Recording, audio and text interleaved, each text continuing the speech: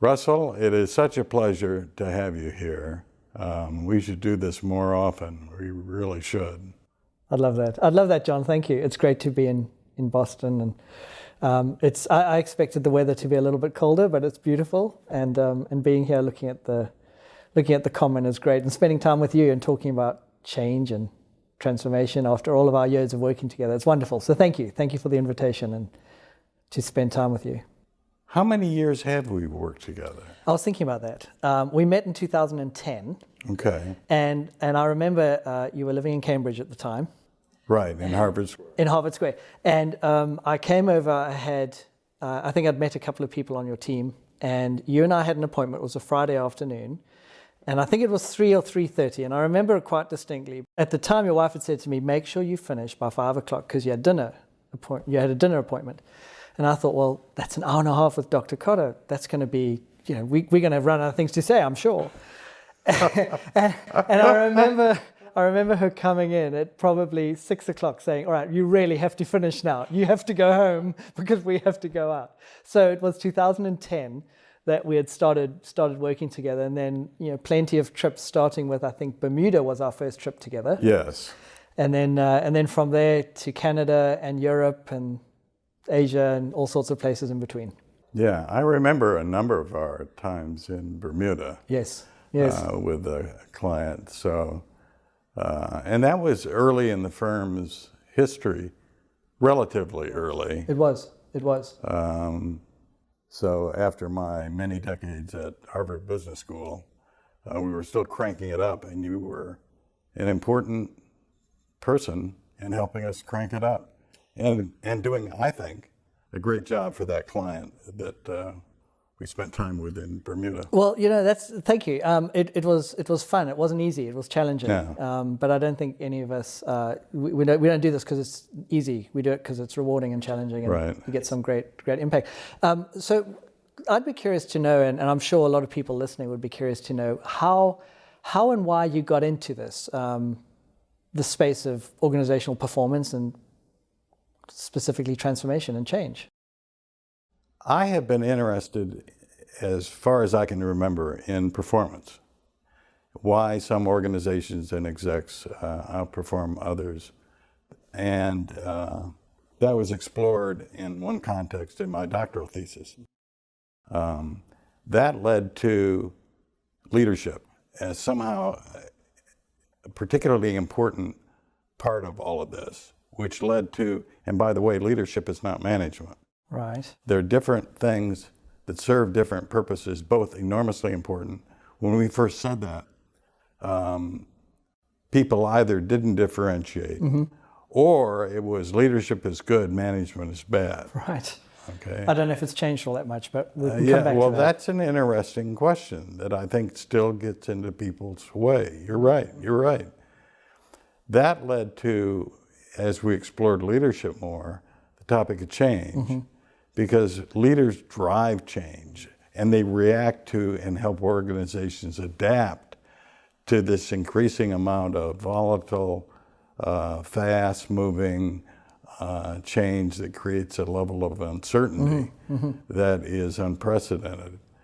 And that led to actually us trying to measure, not just take as for granted what people were saying of how much the world was changing, and a historical look that goes back before the Industrial Revolution. Yeah.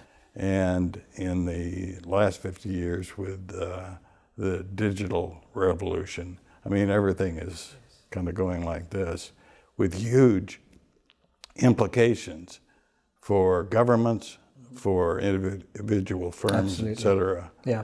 And in that flow, at a certain point, we decided, we could learn more if we actually did real assignments helping organizations and execs Yes. with their change challenges. And we founded the firm. And it has worked out that way. The firm has been the basis now not Harvard, for the last 3 books and all the Yes. R&D that Yes. went into them.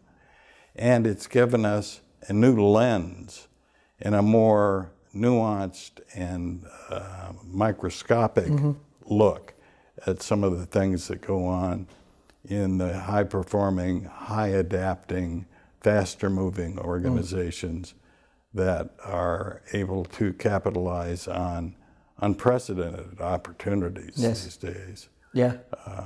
Well, and I think one of the interesting things is the evolution of your own work, even since founding the firm. Yep. And a lot of models have taken the approach that change is a fairly linear process, and that you start at a point and you come out at a point. But I think if the last 3 years have taught us anything, it's the fact, and it's not that we needed the last 3 years only, but we know that that's not the case.